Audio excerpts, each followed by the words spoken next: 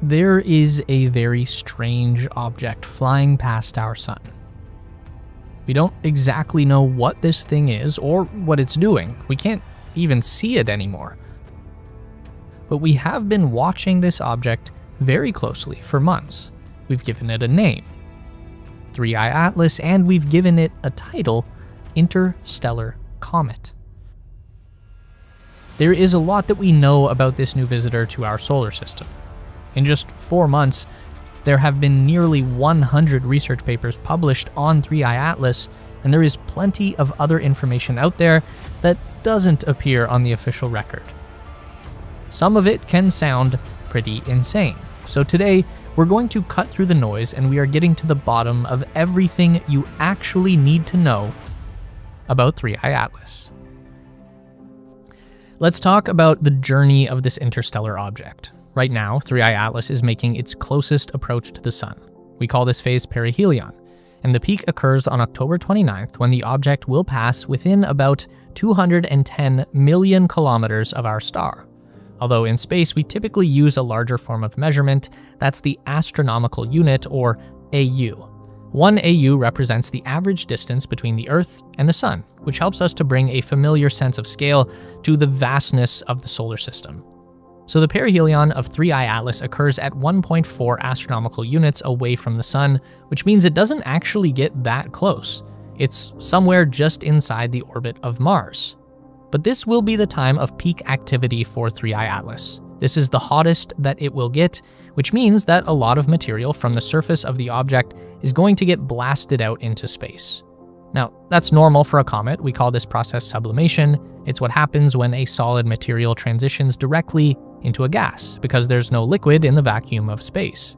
And sublimation is what gives a comet its distinct look, with a fuzzy halo and a long tail. The halo is made of all the gas and dust being ejected from the hard surface of the object. It's technically known as the coma. The tail is created by solar wind. That's a name for the waves of radiation that constantly flow from the surface of the sun. This wind blows back all of the lightest bits of dust and gas from the coma and pushes it away from the comet.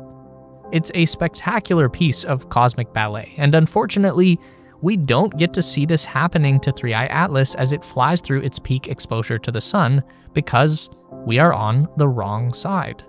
Call it fate or call it something else, our view of the perihelion is completely blocked out by the glare of the sun. Okay, so we know where 3I Atlas is right now, and we have a pretty good idea of what it's doing, so while we wait for it to reappear on the other side, that gives us an opportunity to investigate how it got here in the first place, and this is a deeply fascinating story. We have been tracking 3I Atlas since July 2025. It was officially spotted by the Asteroid Terrestrial Impact Last Alert System, or ATLAS, which is actually a bunch of telescopes all around the world in places like Hawaii, Chile, and South Africa. What they do is stare at the night sky and look for moving objects. And that is what they saw on the night of July 1st, just another moving object. So they classify it as a new asteroid and they're ready to move on. But then they notice something weird about this one. It's moving too fast. Everything in space is constantly in motion, and every object in the solar system rotates around the sun because we are all trapped by its force of gravity. The fact that we are moving is what keeps us from falling into the well of gravity, and the closer you get to the sun, the faster you have to move in order to stay afloat. But if you start to move fast enough, then you actually start to rise up out of the well. And if you reach a certain velocity, then you break free completely of the sun's gravity and you can fly out into interstellar space. You enter the void of nothingness that exists between stars. And when astronomers clocked the velocity of this new asteroid, they were shocked. This was the fastest moving object ever detected in our solar system. Let's establish some scale here. The planet Earth orbits the sun at a speed of 30 kilometers per second. That's us. We're moving pretty fast and we're pretty close to the sun. But there are planets that are a lot closer. Here is Mercury, 0.4 astronomical units from the surface of the sun. It gets cooked, and to avoid falling into the gravity well, Mercury has to orbit at a velocity of around 48 kilometers per second. The new object discovered by Atlas was moving at 58 kilometers per second, and at the time, it was still way out there, just inside the orbit of Jupiter.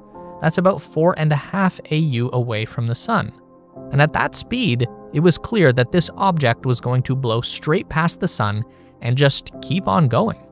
We call this a hyperbolic trajectory, meaning that this thing had come from the void, from interstellar space, and that's where it was going to return after completing its grand tour of our solar system.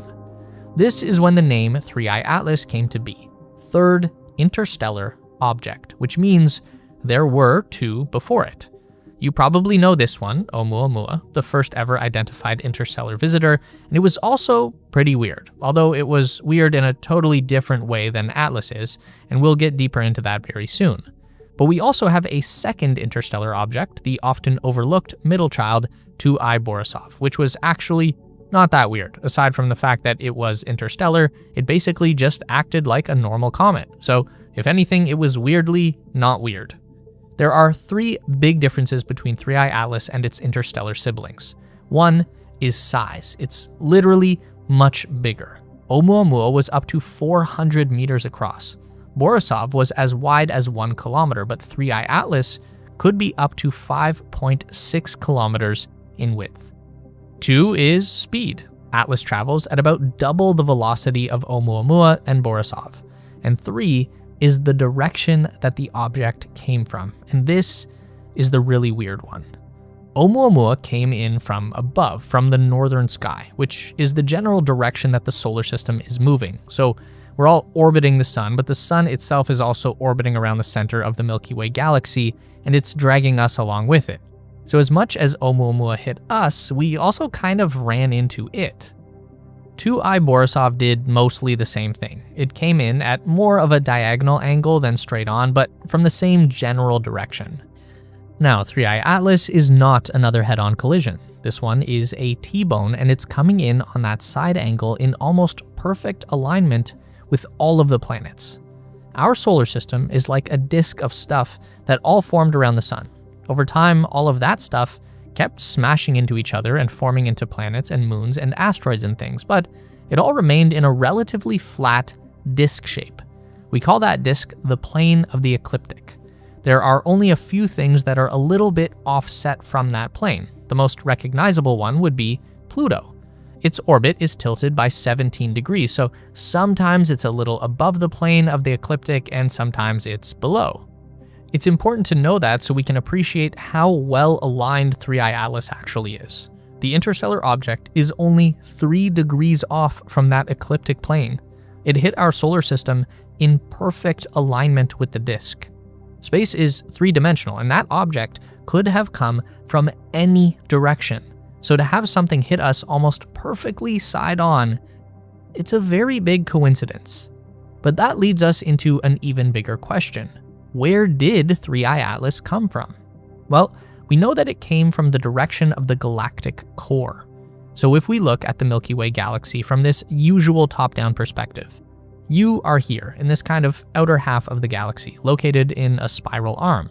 When you see the Milky Way in the night sky, that's the next spiral arm over. Anyway, 3I Atlas came from the direction of this bright core in the middle. It's bright because it's full of stars, and they're packed together much more tightly than the ones in our neighborhood. But again, space is three-dimensional, so to really understand where 3I Atlas originated, we need to flip the galaxy over to a side view. And just like our solar system, most of the stuff in the Milky Way is concentrated in a thin disk around the core. But also like our solar system, there are a few things that kind of hang out above and below the thin disk. In the galaxy, we call that area the thick disk. It's a lot less crowded in the thick disk, so you don't get nearly as many giant collisions and supernova explosions and black holes and stuff. So things in this region tend to just hang out undisturbed for very long periods of time. And that's where astronomers believe 3I Atlas came from, this ancient region of space, which could make it as old as 7.6 billion years, nearly twice the age of our own planet. Now, we'll probably never be able to trace the journey of 3I Atlas all the way back to its point of origin, but astronomers have recently managed to backtrack over 10 million years, and they've identified 93 stars that the object would have encountered over that period. But what's deeply fascinating is that over the course of that 10 million years, the closest it would have come to any of those 93 other stars was a distance of 0.3 light years. That's 63,000 astronomical units. And right now, 3I Atlas is just 1.4 AU away from our own sun. Now let's talk a little bit more about how 3I Atlas approached the sun and what we learned about it along the way. Even though 3I Atlas was officially discovered on July 1st, it was actually spotted for the first time on May 7th, 2025. It showed up in images captured by the Transiting Exoplanet Survey Satellite, or TESS. It's an observatory that orbits the Earth and looks deep into the galaxy, trying to identify new planets in other star systems. And for a period of about 1 month, TESS just happened to be looking in the direction of 3I Atlas. This gave us the opportunity to track the object as it moved through the orbit of Jupiter. The first thing that astronomers wanted to measure was the object's brightness and how it changed over time. That's going to tell us about what this thing is made of. We know that in the 1 month period that 3I Atlas was observed by TESS, it traveled about 1 AU in the direction of the sun, so we would expect it to get brighter over that time. Astronomers use a term called flux to describe the perceived brightness of an object in space. Here's an example of how this works. Think about how bright the sun appears from your location at noon on a clear day. Now imagine you're transported to the surface of Mercury. That same sun is going to suddenly appear a whole lot brighter, bright enough to incinerate you. Now, the actual brightness of the sun didn't change, only your perception of it. That is flux. So astronomers had a hypothesis that the flux of 3I Atlas would increase by a factor of 1.5 between May and June. But data from TESS showed that the flux actually increased by a factor of 5. So there was a massive increase in the amount of light being reflected by this object. And that's how we know that this isn't an asteroid. So it must be a comet that's beginning to form its coma of gas and dust, which is what's reflecting all of that excess light. Only there are two weird things about this observation. One has to do with the polarization of light. Now this is a tough one to explain, so we're going to oversimplify here. When light from the sun hits that cloud of gas and dust around 3I Atlas, it's going to scatter in different directions. But the direction that the light bounces is not random. It can tell us a lot about the material that the light is hitting. If the light scatters off to the side at a right angle or perpendicular, then we call that positive polarization. If the light bounces straight back in a parallel direction, then we call that negative polarization. Most objects in space have a mostly positive polarization, even interstellar objects. 2I Borisov was positive, but 3I Atlas is negative, and not only that, it has the most extreme negative polarization of any object ever discovered. That is pretty weird, and it's just one of the many oddities about 3I Atlas that tells us not all solar systems are the same. What we think is normal here would be weird somewhere else, and what's normal in a different star system is considered weird around here. And then the second surprising thing about the coma of 3I Atlas was the fact that it even existed at all. Remember, we're looking at this period between May and June, and 3I Atlas is still way out there beyond the orbit of Jupiter. This is over 5 AU away from the sun. It's cold out there. It's so cold that we don't typically spot comets at 5 AU because they typically have not begun to form their coma yet. They're still frozen solid. It's not usually until somewhere between 3 and 4 AU that the sublimation process really kicks in. And that's because typical comets from our solar system are typically made of water ice, which needs a lot of energy to melt. But as we continued to observe 3I Atlas and we started pointing our most powerful telescopes directly at it, we learned that the coma was actually dominated by CO2 gas. It did have some water vapor, but the ratio of CO2 was much higher at around 8:1. That's basically the opposite or inverse of what we are used to finding in comets. If you've ever seen dry ice before, it's typically used to create a smoky effect for live performances. That's frozen CO2. It has to be created and stored at incredibly cold temperatures, and as soon as it's removed from the deep freeze, dry ice will instantly begin to sublimate, making that signature cloud of gas. That is what 3I Atlas was doing way out there in space, and that's why its coma formed so early, because CO2 ice melts at a much lower temperature than water ice. And we've continued to observe 3I Atlas on its approach to the sun. We've seen that ratio of CO2 and water begin to flip. By late in September, as it was passing through the orbit of Mars at just over 1.5 AU, the object had actually begun to release a massive amount of water vapor, about the equivalent of a fire hose running at full blast, which is actually more water than we would expect even from a normal comet at this distance. We've never seen so much water vapor appear so suddenly. The same thing can be said for metal in the coma of 3I Atlas. When it was observed over the summer, astronomers detected a small amount of nickel in the surrounding cloud, but they did not detect any iron. So a couple of things to note here. One is that nickel and iron are pretty common in the universe because they are formed inside the core of a dying star. Then that star goes supernova and blasts these metals out into the surrounding area of space, where it gets pulled in by new stars that are beginning to form their own planetary disk, and then the process repeats. So because nickel and iron come from the same place, they're typically found together in planets, moons, asteroids, and comets. So when we see a lot of nickel but no iron, we wonder where the iron went, what process separated them. And thing number two, it's weird to see any metal at all sublimating from 3I Atlas given its distance to the sun when this observation was made. It's still way out beyond Mars in the region of the asteroid belt, which is still very cold, and the process of sublimation is driven by heat. Now, when it comes to CO2, we know that it doesn't need much heat in order to melt, but when we're talking about metal, there's something else going on. Likely, the massive release of CO2 is dragging nickel atoms along with it, but that still doesn't account for the iron deficiency. Now, just like water vapor made a very sudden appearance in the coma of 3I Atlas, the same thing did eventually happen with iron. By late into September, astronomers had started to detect iron for the first time in the coma, and then, very quickly, the ratio of nickel to iron changed to a more normal combination of the two. So 3I Atlas is becoming more normal over time, but it's getting there in a very strange way. Now, let's talk about tails. This is another area where 3I Atlas has behaved a little different from your average comet, and that's mostly because the first time we saw a tail forming around 3I Atlas back in the summer, it was pointing in the wrong direction. This object initially formed a sun-facing tail. This is unusual because the tail is considered to be an effect of the solar wind interacting with the coma. The solar wind blows away from the sun, so therefore we expect the tail to flow in that direction.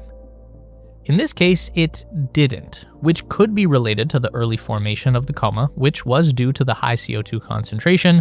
Because the object began sublimating at a very long distance from the sun, it's possible that the solar wind just wasn't strong enough yet to push the cloud of gas and dust away.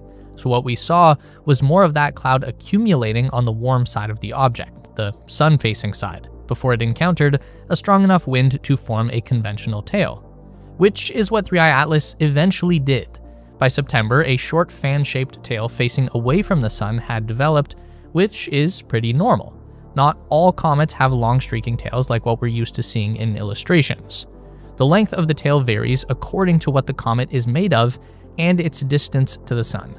For example, Hale-Bopp is pretty famous for having a gigantic tail when it was observed in 1997, but it was also very close to the sun at that time, about 0.9 AU, 1/2 of an AU closer than 3I Atlas will ever get to the sun. So, of course, it experienced more sublimation and solar wind, which shaped that tail. And it's around this time that we actually get our closest possible observation of 3I Atlas, but the view doesn't come from the Earth, it comes from Mars. On October 3rd, the object passes within 0.19 AU of the planet Mars, the closest it will come to any planet in the solar system. And this is lucky for us because we have a lot of cameras on and around the red planet, which means we were able to use them to image 3I Atlas. Here is a photograph taken by the Perseverance rover from the surface of Mars. This is how the object would have appeared in the night sky. It's not a great picture, this isn't what the rover's camera was designed for, and in order to see this much light, the camera had to take 30-second long exposures, then several of those images were stacked on top of each other, so what you end up with is more like a streak than a defined object.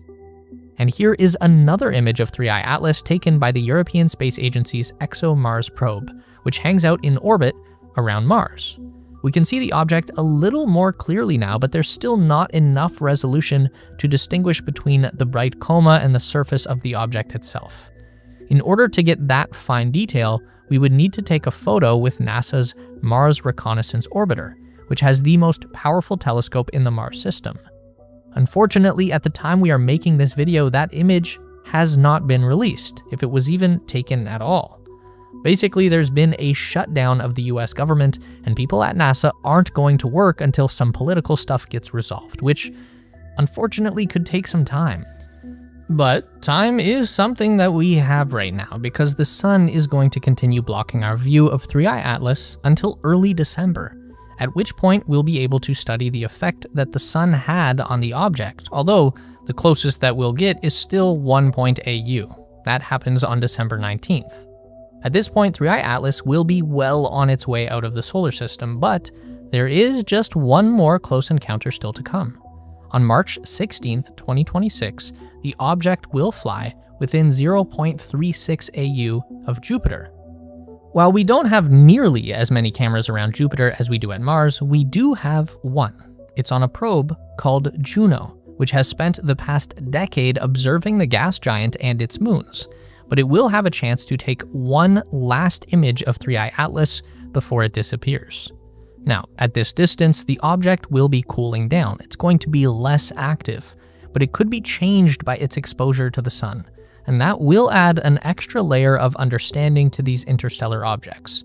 It's entirely possible that a lot of these strange characteristics didn't even come from the place where the object was formed. It's just an accumulation of weird stuff that it picked up along the way. For now, we can only wonder, but more answers, and probably more questions, are soon to come.